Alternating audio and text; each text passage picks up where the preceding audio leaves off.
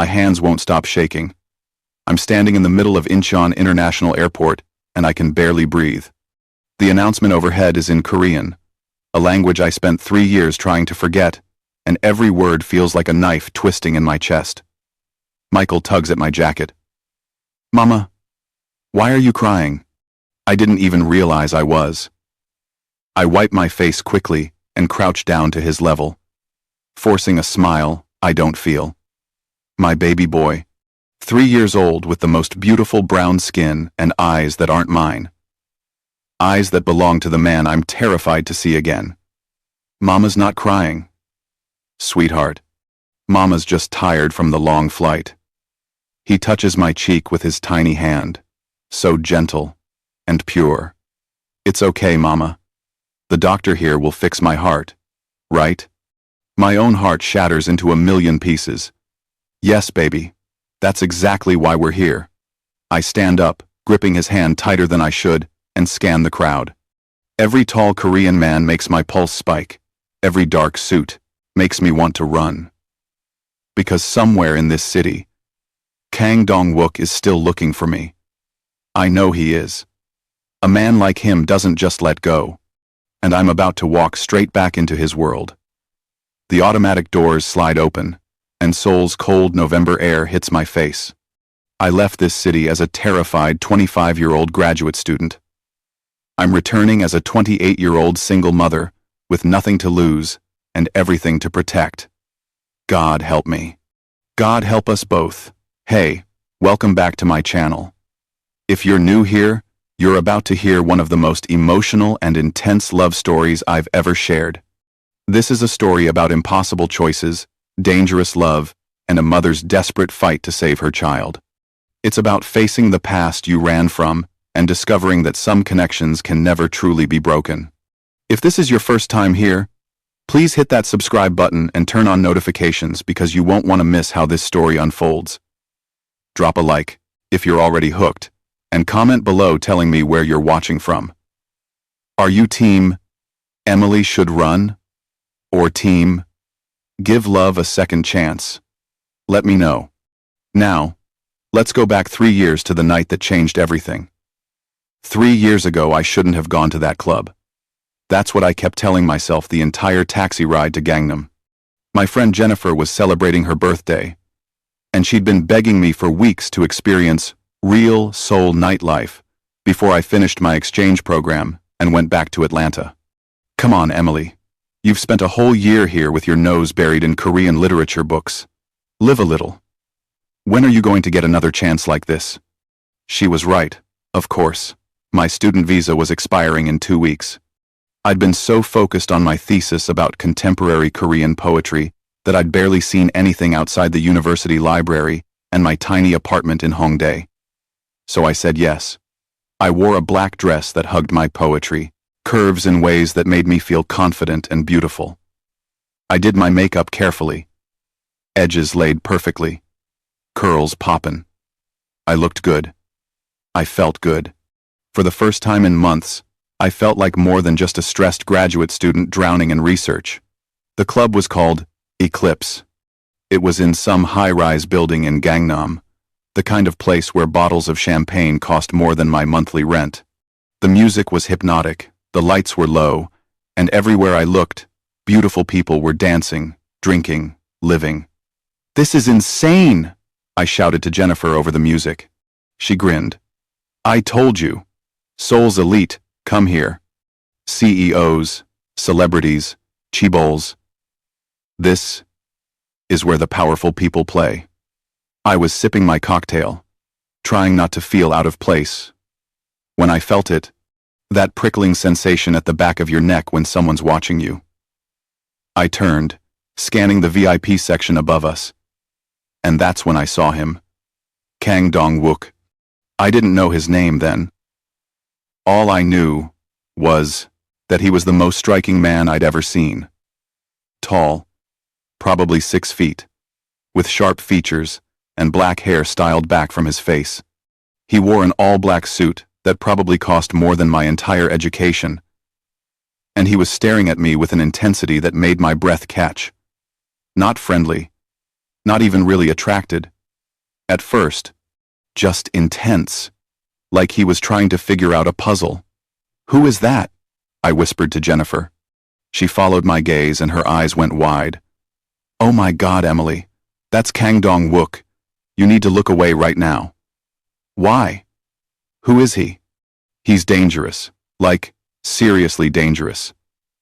There are rumors about him, about his family's business. Just trust me, Em." Look away. But I couldn't. And he didn't either. For what felt like forever, we just stared at each other across that crowded club.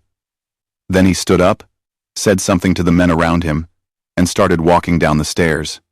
Toward me. "Emily, we should go," Jennifer said, grabbing my arm. "It's fine. I'm just going to miss." His voice was right behind me, deep, accented, controlled. "Would you like to join me for a drink?" I turned around. Up close, he was even more devastating. But it was his eyes that got me. Dark. Intense. But underneath all that coldness, there was something else. Something lonely. "I already have a drink," I said, lifting my nearly empty glass. The corner of his mouth twitched. Almost a smile. "Then perhaps you'd like a better one." Jennifer was tugging at my arm. Every rational part of my brain was screaming at me to walk away. But something about him, maybe it was the way he looked at me like I was the only person in the room. Or maybe I was just drunk on the fantasy of one perfect night before returning to my regular life, made me say yes.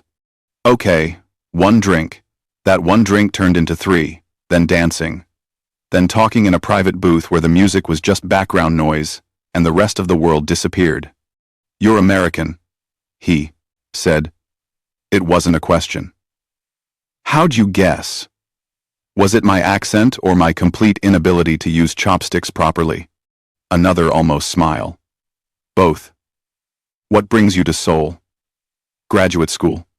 Korean literature. I'm writing my thesis on how modern Korean poets reconcile traditional values with contemporary identity struggles." He stared at me like I'd just spoken another language. "You came all the way to Korea to study poetry? You say that like poetry isn't important." "I say that like most people come to Seoul for money, power, or opportunity, not poetry." "Maybe that's the problem," I said, feeling bold from the alcohol. "Maybe if more people cared about poetry, beauty, truth, and human connection, the world would be a better place." Something shifted in his expression. He leaned forward, elbows on his knees, studying me. "You really believe that?" "I do." He paused, searching for words. "That's incredibly naive. And also the most beautiful thing anyone said to start me in years." We talked for hours. He told me about growing up in Seoul, about family expectations, and the weight of carrying a name that meant something in this city. He didn't tell me exactly what his family business was, but I could read between the lines. Old money. Power. The kind of things people don't ask questions about.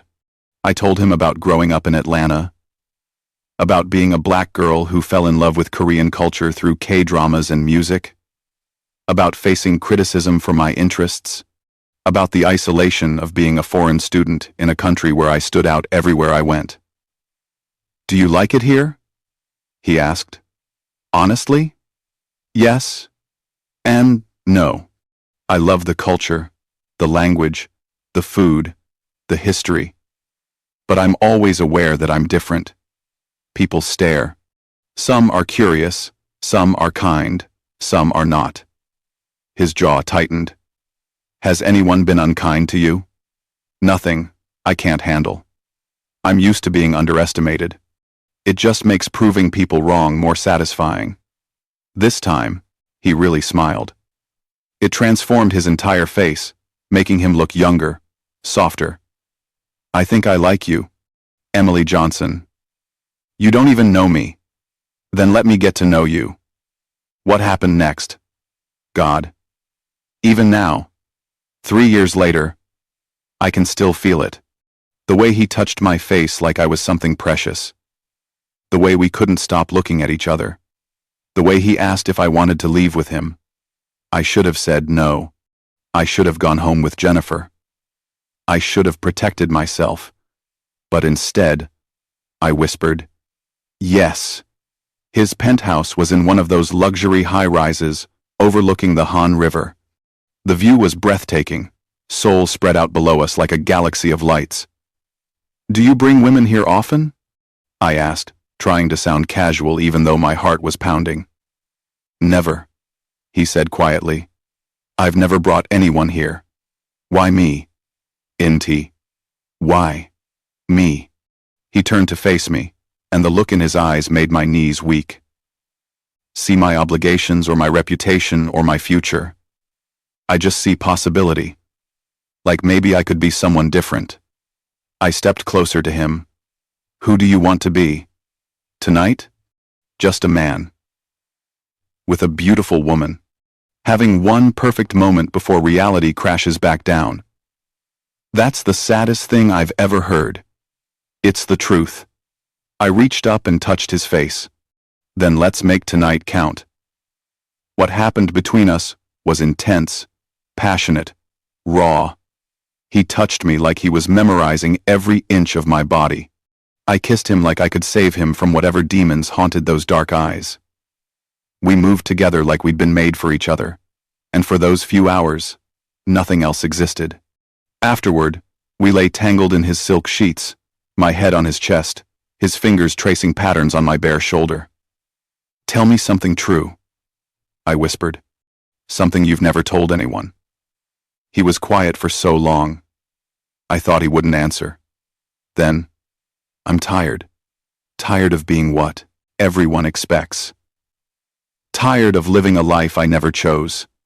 Tired of being alone, even when I'm surrounded by people." I lifted my head to look at him. "You're not alone right now." He cupped my face with both hands. "No. Right now, I'm not." We fell asleep like that, wrapped around each other. And for one night, I let myself believe in fairy tales. I woke up to sunlight streaming through floor-to-ceiling windows and the sound of running water. Dong-wook was in the shower. I stretched, feeling deliciously sore and happier than I'd been in months. Then I realized I didn't have my phone or my purse. I must have left them in the living room. I wrapped myself in his shirt. God, it smelled like him, like expensive cologne and something uniquely masculine, and padded out of the bedroom. The penthouse was stunning in daylight. Minimalist furniture, expensive art, everything in shades of black, white, and gray. Cold, but sophisticated. Just like him. I was searching for my phone when I heard voices. Male voices. Coming from the private elevator that opened directly into his penthouse. I froze. Dong-wook said he never brought people here. So who boss will be out soon? Just park it in the garage, usual spot. What about the body? My blood went cold. Chen's people will pick it up tonight. Make sure there's no trace. No cameras. No witnesses. Nothing. I couldn't breathe. I pressed myself against the wall, praying they wouldn't come into the living room. That's the 5th one this month. Boss is cleaning the house. He has to. After what happened with the Lee family, he can't show any weakness. Footsteps. They were walking through the penthouse. I had seconds to decide. Hide or run. I spotted a hallway leading to what looked like a kitchen and bolted, my bare feet silent on the marble floors. "Did you hear something? Check it out." I ducked into the kitchen, my heart hammering so hard, I thought it would break through my chest. Through the doorway, I could see them, 3 men in dark suits, exactly the type you'd expect in a crime movie. And they were looking for me. That's when I saw it. Through the kitchen window that overlooked the private garage. A black van, the back doors open, and something wrapped in plastic that was definitely, unmistakably, body-shaped. Oh God, oh God, oh God, oh God. I clamped my hand over my mouth to keep from screaming. Jennifer's warning echoed in my head. Dangerous. The rumors. His family's business. Kang Dong-wook wasn't just some rich CEO. He was a criminal. A killer. Or at least, he ordered people killed. And I just slept with him. Find her. The voice was getting closer. Boss can't know she saw anything. I looked around frantically. There had to be a way out. Service elevator. There, in the corner of the kitchen. I ran for it, jabbed the button with shaking fingers. Come on, come on, come on. The doors opened. I threw myself inside and punched the button for the parking garage, the opposite direction they'd expect me to go. As the doors closed, I heard footsteps running toward the kitchen. I held my breath, pressing myself into the corner of the elevator, still wearing nothing but Dong-wook's shirt. The elevator descended. Each floor felt like an eternity. B1, B2, B3. The doors opened into a dimly lit parking garage. Expensive cars everywhere. I spotted the black van immediately. The one from the window. My stomach lurched. I had to get out of here. Now. I ran through the garage, looking for any exit, any way out. My bare feet slapped against cold concrete. I was crying, I realized. Silent tears streaming down my face. There. Exit sign. I pushed through the door and found myself in a stairwell. I climbed up, up, up, until I reached ground level and burst out into a loading area behind the building. I was in Gangnam, barely dressed, with no phone, no money, no shoes. But I was alive. I started running. I stepped out of the shower to find my bed empty. Emily? No answer. I pulled on pants and walked out to the living room. My men were there, Ji-hoon and two others. Where is she? I demanded. Ji-hoon's face was grim. Boss. She saw the operation in the garage. She ran. The bottom dropped out of my stomach. What? We think she heard us talking about the Lee situation. Then she saw the van. She took the service elevator to the parking garage and escaped through the back exit. No. No, no, no, no, no. Find her, I said, my voice deadly calm even though panic was clawing at my chest. Now. Boss. If she talks, she won't. She's scared. Find her. But don't hurt her. Do you understand me? Not a single scratch. Find her and bring her to me. I'll handle this. But even as I said it, I knew. I'd seen it in her eyes last night. Emily Johnson wasn't the kind of woman you could control. She was probably already planning how to get as far away from me as possible. And I couldn't blame her. But I also couldn't let her go. Because one night, she'd made me feel something I thought I'd lost forever. Hope. Also, I said, walking to my bedroom window, staring out at Seoul. Find out everything about her. Where she lives, where she studies, when her visa expires. Everything. Yes, boss. I pressed my hand against the glass. She was out there somewhere, terrified, thinking I was a monster. She wasn't wrong, but she also made me want to be better. Emily Johnson, I whispered to the empty room. I will find you. And when I do, I'll prove to you that last night wasn't a lie. 1 week later, I spent that week as a ghost. I couldn't go back to my apartment. I was sure he'd find me there. I couldn't go to Jennifer's. I wouldn't put her in danger. I slept in the university library, in subway stations, anywhere I could disappear into a crowd. Every Korean man in a suit made me panic. Every black car made me want to run. I was exhausted, terrified, and utterly alone. Then, my period didn't come. I took the pregnancy test in a public bathroom at Incheon Airport the day I was scheduled to fly back to Atlanta. My visa was expiring. I had no reason to stay. 2 lines. Positive. I dropped the test in the trash and just stared at my reflection in the grimy mirror. A black girl, alone in a foreign country, pregnant by a man who might want her dead. with nowhere to go and no one to trust. I should have felt despair. Instead, I felt something else. Determination. This baby, our baby, was innocent. Whatever Dong-wook was, whatever he'd done, this child deserved a chance at life. A good life. A safe life. And I was going to give it to them. Even if it meant running forever. I boarded that plane to Atlanta and didn't look back. I changed my phone number. Deleted all my social media. Moved to a different city, not Atlanta, but Charlotte, North Carolina, where I knew no one and no one knew me. 9 months later, I gave birth to a beautiful baby boy. He had my brown skin and my determination. But he had his father's eyes. Those intense, dark, knowing eyes that seemed to see straight through me. I named him Michael Kang Johnson. Kang for his father's family name. Because even though I was terrified of Dong-wook, even though I'd run from him, that night we shared meant something. It produced something beautiful.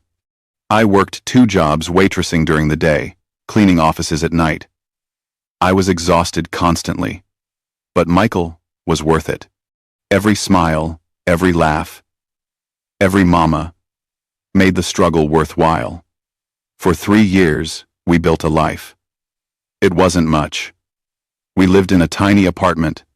I couldn't afford daycare, so I brought Michael to work when I could, and relied on a kind neighbor when I couldn't. But we were happy. We were safe. Until Michael got sick.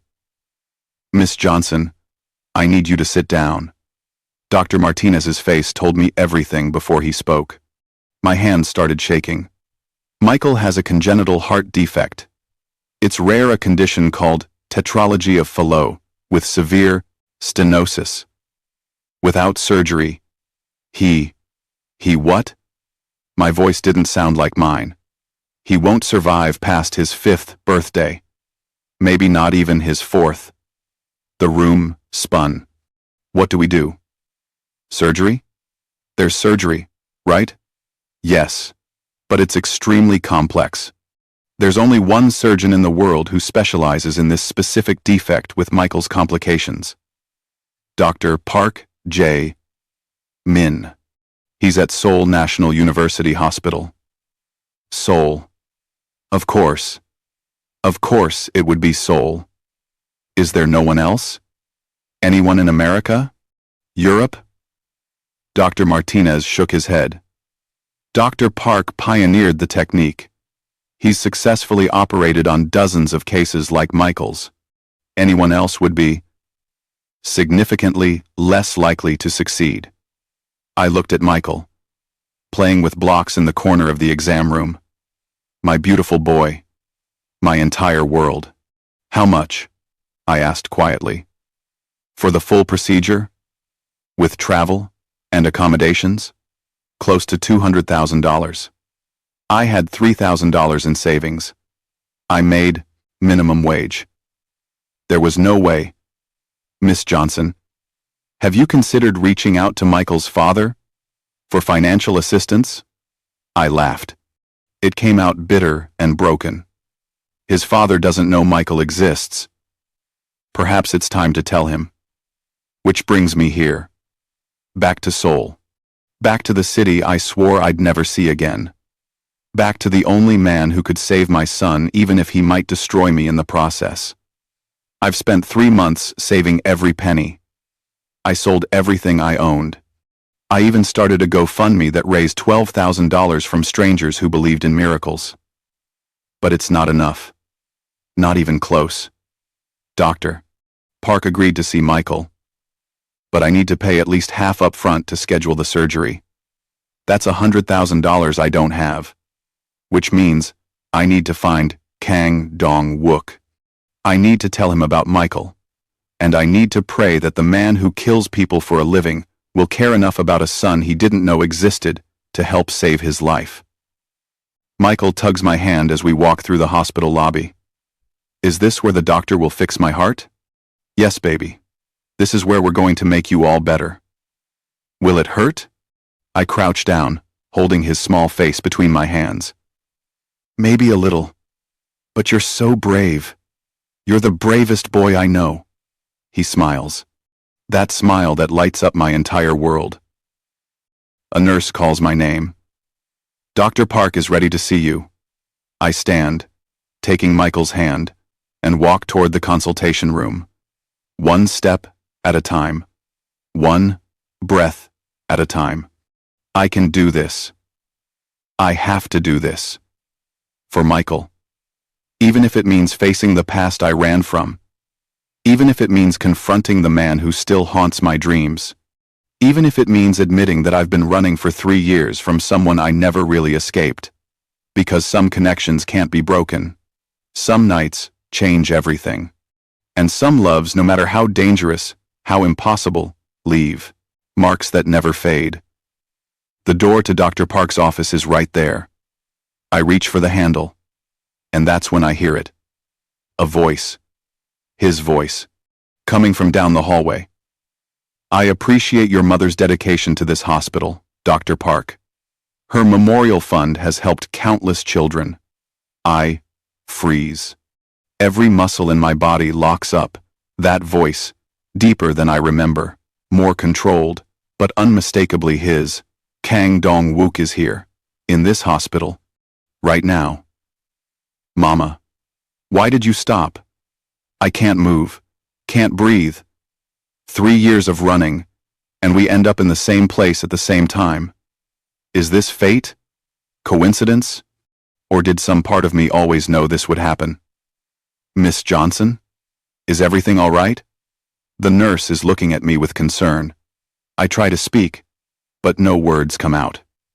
And then he walks around the corner. Time stops. Kang Dong-wook, 3 years older, somehow even more devastating in a perfectly tailored charcoal suit. Flanked by men in black, who can only be bodyguards.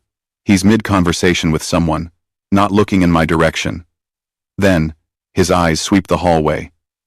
And land on me. The world goes silent. Everything the hospital sounds, the nurse's voice, Michael's questions fades to nothing. There's only him. Only those dark eyes widening in shock, disbelief, relief, rage. All flashing across his face in the span of a heartbeat. 3 years. 3 years of searching, wondering, running. All collapsing into this single moment. His lips form my name. I can't hear it, but I can read his lips. Emily. That's when I do the only thing my terrified brain can process. I grab Michael and run. Stop them! His voice. Commanding. Absolute. The voice of a man used to being obeyed. I don't look back. I'm sprinting through the hospital corridor. Michael in my arms, confused and scared. Mama! What's wrong? Mama! You're hurting me. I'm sorry, baby. I'm so sorry. I head for the stairs. The elevator will trap us. At least in the stairwell. We have options. I burst through the door and start running down. 2nd floor. 1st floor. But I can hear footsteps above me. Multiple sets. They're faster than me. Of course they are. I'm carrying a 3-year-old. I reach the ground floor and push through the door into another corridor. There. Exit sign. Freedom. But as I run toward it, 2 men in suits step in front of the door, blocking it. I spin around. More men coming from the other direction. I'm surrounded. Mama. I'm scared. Michael is crying now, clinging to me. It's okay, baby. It's Emily. That voice again. I turn slowly. Kang Dong-wook is walking toward me. His men have formed a perimeter, keeping hospital staff and patients away. We're in our own bubble. Just him, me, and the child he doesn't know is his. He stops 10 feet away, close enough that I can see his face clearly. Far enough that I could still run if I had anywhere to go. 3 years. His voice is controlled, but I can hear the emotion underneath. 3 years, Emily. I looked everywhere. I never stopped looking. Stay away from us. My voice shakes. Us? Us? His eyes, finally, really look at Michael. At the little boy crying into my neck, face hidden against my shoulder. Please, just let us go. I won't say anything. I never said anything. I kept your secret. Just please, let us go. You think I want to hurt you? He sounds genuinely shocked. You had people killed. You had people killed. You saw something you weren't supposed to see. But I never wanted you hurt. I gave specific orders. Find her. Keep her safe. Safe?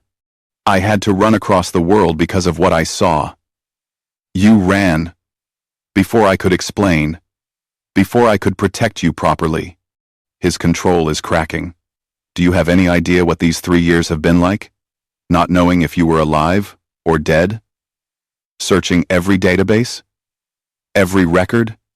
Finding nothing? Why? I whisper. Why would you care? I was just one night. You were everything. The words explode out of him. Then softer, broken. You were everything. That night with you, Emily, you made me feel human again. And I woke up to find you gone. Vanished. Like you were never real. Michael lifts his head from my shoulder, looking at Dong-wook with wide, fearful eyes. And Dong-wook sees him. The world stops again. I watch Dong-wook's face as he processes what he's seeing. The brown skin, mine. The facial structure, his. The eyes. Oh God. The eyes. Those same intense, dark eyes that stare back at him from his own mirror. How? His voice cracks. How old is he? I can't speak. My silence says everything. Dong-wook's hand trembles, actually trembles as he raises it, reaching toward Michael like he's afraid he's seeing a ghost. That child. He can barely form words. Emily. That child. Is he? Before I can answer. Before I can do anything. The windows at the end of the hallway explode inward.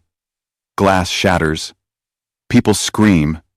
And gunfire erupts through the hospital. Dong-wook's body slams into mine, pushing me and Michael to the ground, covering us with his own body as bullets spray overhead. Stay down! He shouts. Don't move! His men return fire. The sound is deafening. Michael is screaming. I'm screaming. Everything is chaos and terror, and the weight of Dong-wook's body shielding us from the violence he brought into our lives. This is why I ran. This is why I stayed away. This world of bullets and blood and danger. But as Dong-wook holds us, as he puts his life between us and the attack, I realize something that terrifies me more than any gun. He's still the same man from that night. The one who made me feel safe even as I fell for someone dangerous. And now he knows. He knows about Michael. He knows he has a son. And judging by the way he's holding us fierce, protective, absolute, he's never letting us go again. To be continued in episode 2. What will Dong-wook do now that he knows about Michael? Can Emily trust the man she ran from, and who is attacking them, and why? The emotional journey continues in episode 2. Don't forget to like, subscribe, and comment below. Tell me, should Emily have told Dong-wook about Michael from the beginning? Or was she right to run? Let me know your thoughts.